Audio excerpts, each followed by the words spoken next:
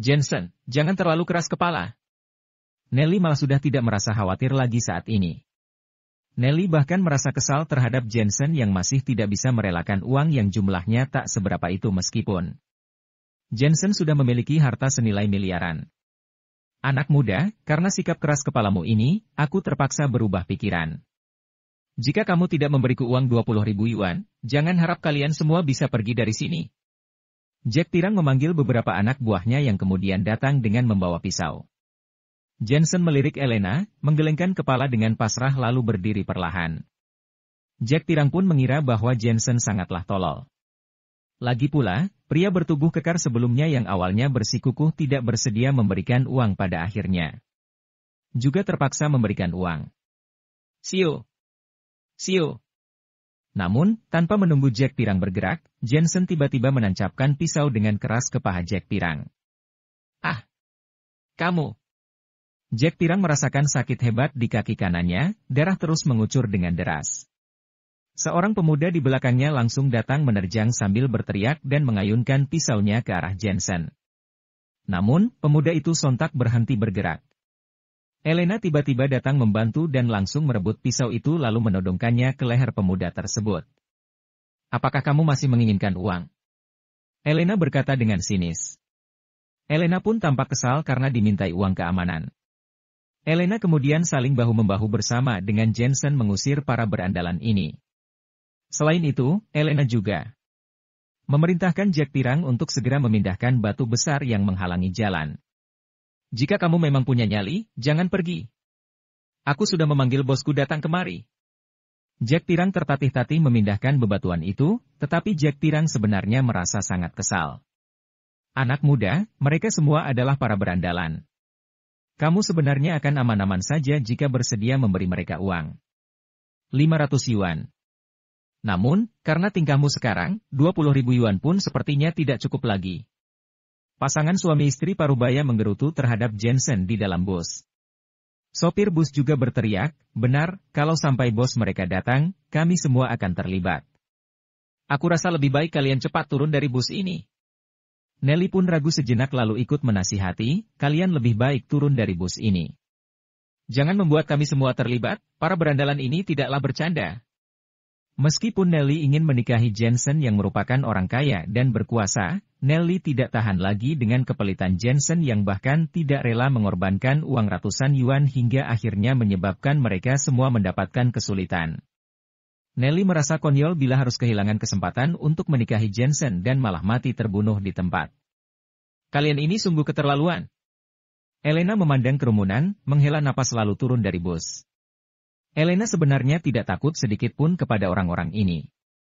Elena bahkan bisa mendapatkan kembali uang yang telah dirampok dari mereka semua. Hanya saja, Elena tidak menyangka bahwa orang-orang ini akan mengusir dirinya dan Jensen dari bus demi menyelamatkan nyawa mereka sendiri. Jensen pun merasa sudah terbiasa dengan hal ini dan mengikuti Elena turun dari bus. Begitu mereka berdua turun dari bus, pintu bus langsung tertutup. Bus itu kemudian pergi meninggalkan mereka berdua melewati jalan pegunungan dengan kecepatan tinggi. Jensen dan Elena sontak terperanjat dan menggelengkan kepala dengan perasaan pasrah. Kalian pasti akan mati. Berani-beraninya kalian menghalangi kami meminta uang keamanan. Bos besar kami adalah menengah di kota Sion. Kalian bukan lawan sepadan bos besar kami. Sopir bus menjulurkan kepala keluar jendela bus dengan perasaan lega setelah mereka berdua turun dari bus. Nelly juga menjulurkan kepalanya, tetapi wajahnya tampak kecewa karena telah keliru menganggap Jensen sebagai seorang anak konglomerat. Lagi pula, hanya orang miskin yang rela berjuang mati-matian demi menghemat uang ribuan yuan. Setelah bus itu menghilang, komplotan Jack Tirang masih belum pergi. Mereka juga belum bertindak dan hanya tertawa sinis sambil menatap Jensen dan Elena. Di tempat yang tidak berpenghuni ini, Jensen dan Elena tidak bisa berharap bantuan dari siapapun. Akankah mereka berdua mati? Anak muda, nyalimu besar juga. Sayang sekali, kamu tidak hanya membuat dirimu terbunuh, kamu juga membuat pacarmu ikut terbunuh. Jack Tirang menyalakan sebatang rokok lalu mengisapnya sambil berkata, bos besarku paling suka wanita cantik. Pacarmu yang sangat cantik ini sepertinya bakal tertimpa sial. Omong kosongmu terlalu banyak. Jensen berjalan mendekat dan menampar Jack pirang hingga membuat sebuah gigi Jack pirang copot. Jensen bahkan mengambil rokok Jack pirang lalu menyalakan rokok dan mengisapnya. "Bang Jack!" Anak buah Jack lainnya sangat marah dan ingin menyerang Jensen. "Hentikan!" Jack pirang tidaklah bodoh. Jensen dan Elena memiliki kemampuan bela diri yang baik dan bukanlah tandingan bagi belasan orang anak buahnya. Jack pirang lanjut berkata sambil tersenyum sinis, "Aku peringatkan kamu. Lebih baik kamu patahkan kedua kakimu sekarang lalu berlutut minta maaf. Aku masih bisa mengampunimu. Kamu mau mematahkan kedua kakiku?" Jensen dan Elena pun tersenyum sinis. Mereka berdua bahkan baik-baik saja saat berhadapan dengan para tentara bayaran asing dan tidak mungkin takut terhadap bos besar kota Sion.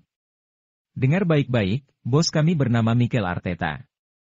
Orang-orang dunia Jianghu memanggilnya Bos Mikel. Seluruh tempat hiburan dan urusan logistik di kota Sion dikuasai oleh dia seorang. Pemimpin tertinggi kota Sion pun sangat segan dengan dirinya. Ada banyak orang biasa seperti kalian berdua yang akhirnya mati mengenaskan di tangannya beberapa tahun ini. Kalian pun tidak mungkin bisa menuntutnya ke jalur hukum." Jack pirang berkata dengan wajah serius, "Meskipun kalian berdua punya keahlian bela diri, itu tidak ada gunanya sama sekali. Bos kami punya senjata. Kalian berdua tidak mungkin bisa melawan senjata dengan tangan kosong." Saat Jack pirang berbicara, beberapa mobil tiba di depan mereka. Semuanya merupakan mobil mewah dan ada juga mobil Ferrari. Mobil-mobil itu langsung berhenti di depan Jensen dan yang lainnya. Seorang pria parubaya berpakaian mantel wol yang sedang mengisap cerutu berjalan turun dari mobil. Wajahnya gemuk dan terdapat bekas luka goresan panjang. Wajahnya tampak benar-benar sangar. "Hebat juga, kalian bahkan berani melukai adikku." Pria itu menyipitkan mata ke arah Jensen dengan tatapan kejam. "Jadi kamu ini adalah bos dia?" Jensen merasa kecewa karena mengira bahwa bos mereka adalah seorang tokoh besar. Namun, bos mereka ternyata bukanlah orang yang menakutkan bagi Jensen. "Benar, aku memang adalah bos mereka. Orang-orang memanggilku Bos Mikel. Kalian berdua hebat juga. Berani-beraninya kalian berdua menyentuh anak buahku. Begini saja, aku akan memberi kalian berdua kesempatan. Ikut saja denganku. Aku akan melupakan kejadian sebelumnya." Pria parubaya itu mengamati Jensen dari atas ke bawah dan berulang kali melirik ke arah Elena. "Kamu pikir kamu pantas menjadikan kami sebagai anak buahmu?" Jensen pun tertawa. "Hahaha."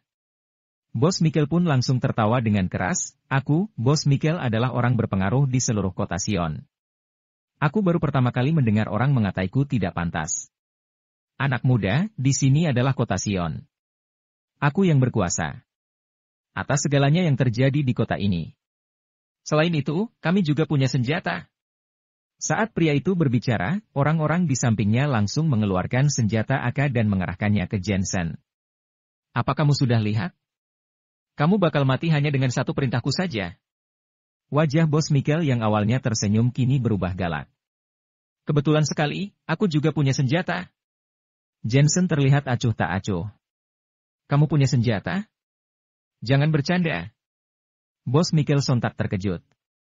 "Orang sipil biasa juga bisa punya senjata? Pemuda bodoh ini sedang mempermainkan diriku. Ya sudah, aku harus memberinya pelajaran. Dia masih belum tahu siapa. Menengah di kota Sion. Habisi anak itu." Bos Mikel berteriak dengan marah. Dor! Dor! Kedua senjata ditembakkan ke arah Jensen, tetapi setelah peluru melesat, Jensen masih berdiri diam di tempat sambil merokok. Dia dalam keadaan baik-baik saja. Semua orang sontak terkejut seperti melihat hantu. Apa yang sedang terjadi? Jika mereka tidak menyaksikannya langsung, mereka akan mengira itu adalah hantu di siang bolong. Apalagi, kedua senjata itu telah ditembakkan secara membabi buta, tetapi targetnya masih belum mati. Plak! Plak! Pada saat bersamaan, terdengar suara nyaring. Elena akhirnya bertindak. Entah kapan datangnya, Elena tiba-tiba sudah berada di samping Bos Mikel. Elena langsung merampas senjata yang dipegang oleh Bos Mikel. "Apa kamu sudah lihat? Aku sudah bilang, aku juga punya senjata." Jensen berkata dengan datar. Apa yang sedang terjadi? Bos Mikkel sontak terkejut. Pemuda ini tidak mempan ditembak dengan senjata, sedangkan wanita ini malah bisa merampas senjata dengan cepat. Siapa sebenarnya mereka? Berdua ini. Bang Mikkel akhirnya merasa panik, kalian jangan sembarangan. Aku kenal dengan pihak berwajib. Hati-hati, polisi akan datang menangkap kalian berdua.